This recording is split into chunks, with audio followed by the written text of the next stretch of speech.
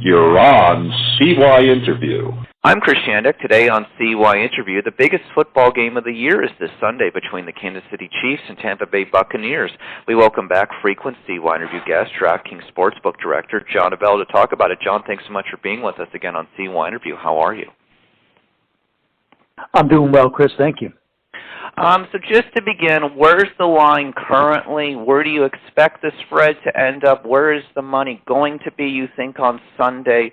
Are we going to see much line movement, or is this pretty much where it's going to be right now?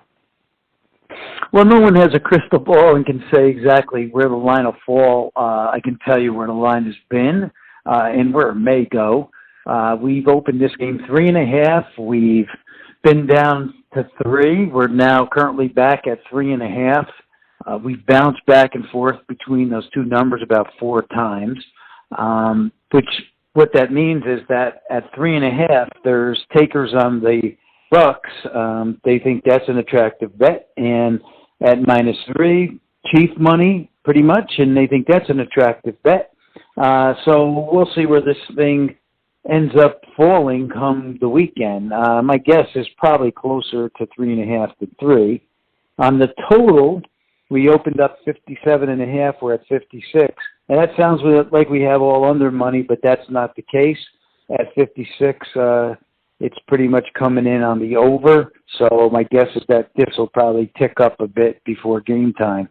And on the money line, we actually have Tampa Bay money at plus 148, which is bet 100 to win 148, get back a total of 248.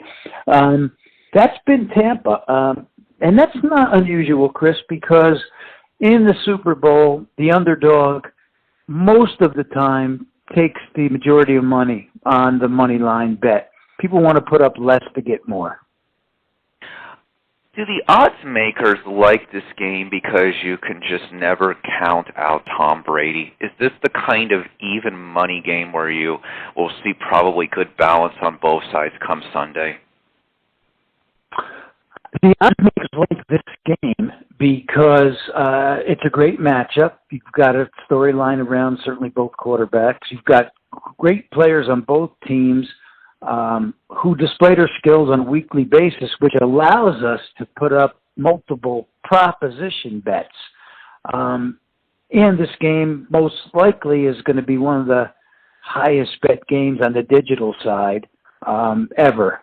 It's certainly for us, we're in more jurisdictions, so more jurisdictions means more betting. But for bookmakers, we don't kind of get caught up in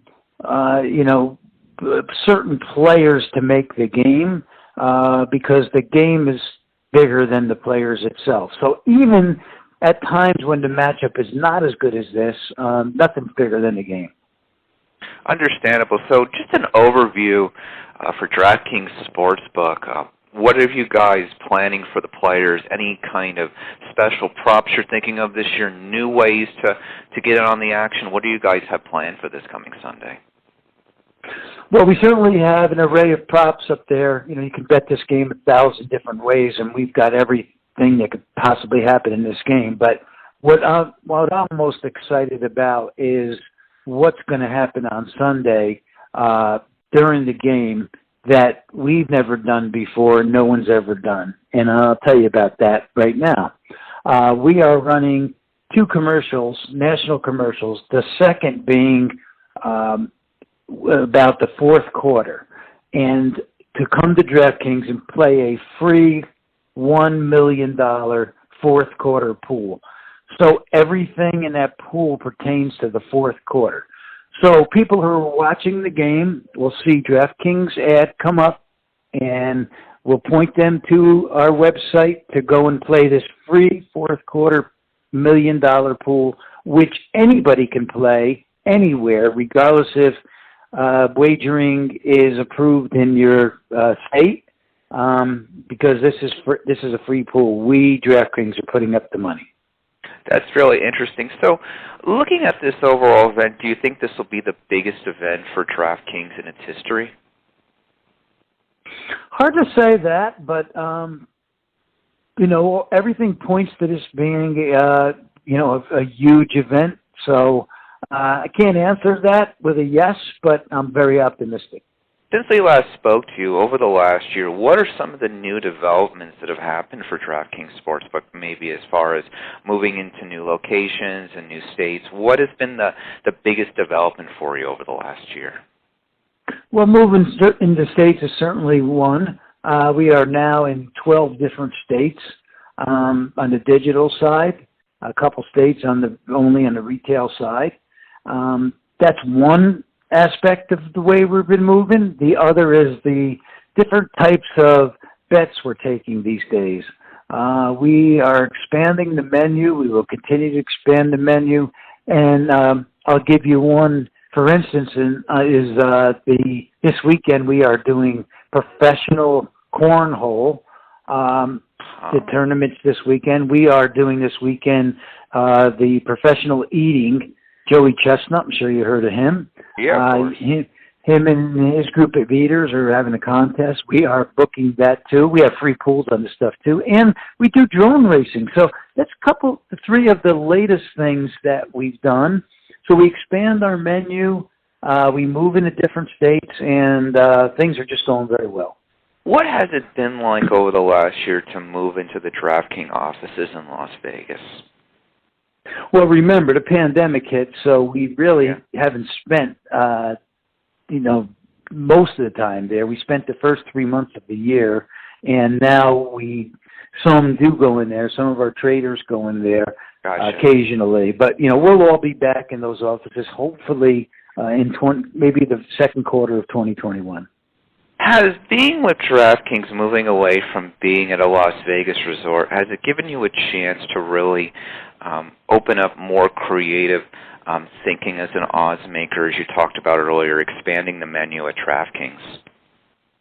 I think so. In the retail environment, I'm kind of busy every second of every day from 8 in the morning till 8 at night. And I think with the team we have now, so many creative people, that everybody's kind of working towards one goal, but we have so many people doing so many things. I don't have to be the focal point. I mean, it's nice to have all these people contributing. In your history as an odds maker, is there one gigantic 6 or 7 figure bet you ever remember a player making on this big game? Oh, I've taken many 7-figure bets, but the one I think that stands out to me was the one where the guy came in and bet $1 million on the Patriots, and it was the game where the Patriots were playing Seattle Seahawks, and the Seahawks had the ball at the 1-yard line with less than a minute to go. And, we all know what happened, the interception. After the game, I spoke to the player and asked him, great game, some small talk, and then why'd you make that bet? What was your reason? And he said, because I had a feeling. So I guess he had a good feeling. Yeah, a good feeling to the last second of the last minute of that one for sure. So looking at something, I would love to get your input on. As somebody who worked on the Las Vegas Strip for many years and went there every day, what's your long-term opinion on what it's going to take for Las Vegas to get back to full strength from COVID? Not much, Chris. It's been a very, very trying year for Vegas. No convention business. So, it all started in March when the pandemic was just started to hit and things started to close down. So, Vegas casinos, a lot of them were closed for a period of time, but there was no conventions, no nightclub, no day club, no buffets, which a lot of us would certainly like to attend.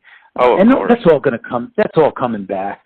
It'll all be back. Hopefully, we get this thing under control in 2021, and Vegas will, be the gala again to attend and have fun and great food and all the amenities that it has to offer. Well, it's been very challenging, as you know, for many people here in Las Vegas, witnessing that living right near the Strip. So let me ask you, as somebody who, again, you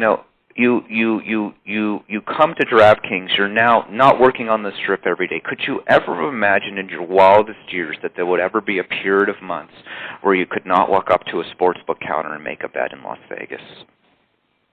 Well, it's happened before. There were a few difficult times in town where things were slow, but I remember 9/11 where you weren't able to walk up to a sportsbook counter and make a bet, and it's very eerie. We turned our sports books into a place to find out what was going on and how you could get back to your home, and like a more of a news-worthy type of book than a booking sports type of book. But this has been this is one of those 100-year flood type of things, So let's just hope that we get through this and everybody gets back to normal, not only in Vegas, but others have been hurt around the country who absolutely don't have similar business, but certainly do have businesses to tend to. Wonderful words and very well said. Draftkings Sportsbook Director John Avello, as always, thanks so much for joining us. The big game is this Sunday between the Kansas City Chiefs and Tampa Bay Buccaneers. Final thoughts for Draftkings and this upcoming game this weekend?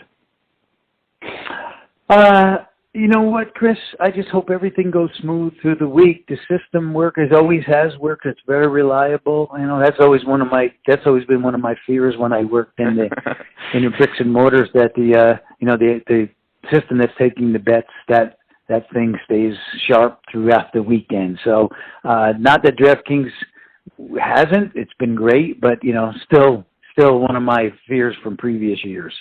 Oh, absolutely. As always, John, thanks so much for being with us on CYInterview, and hang on with me for a minute.